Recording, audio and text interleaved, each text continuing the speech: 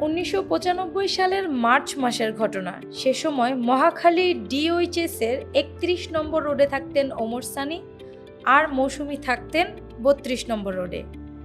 তখন তুমুল গুঞ্জন উঠেছিল ওমর সানি ও মৌসুমীর প্রেম বিয়ে নিয়ে, কিন্তু তখনও তারা বিয়ে করেননি। তবে দুই পরিবারের সদস্যরা এই গুঞ্জন সম্পর্কে জানতেন। তখন বিয়ে নিয়ে আগ্রহী হয়ে এগিয়ে এলেন মৌসুমীর নানি ও ওমর সানির মা। সে ঘটনাও ছিল বেশ মজার। মৌসুমীর শুটিংয়ে মাঝে মধ্যেই তার নানি আসতেন। এভাবেই ওমর সানির মায়ের সঙ্গে মৌসুমীর নানির পরিচয়।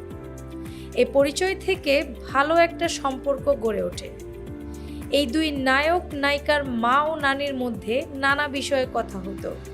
তাদের মধ্যে বোঝাপড়া ভালো ছিল। তারা ছেলে ও নাতনির প্রেমের গুঞ্জন শুনে সম্পর্ক জোড়া দিতে এগিয়ে আসেন। ততদিনে ওমর সানির মা মৌসুমীকে ভীষণ পছন্দ করে ফেলেছেন। অন্যদিকে মৌসুমীর কাছে ওমর সানির প্রশংসা করতেন তার নানি।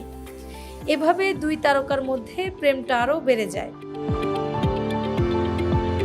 এদিকে মৌসুমীর মা কখনোই চাইতেন না সিনেমার কেউ তার মেয়েকে বিয়ে করুক। তিনিও একসময় রাজি হন।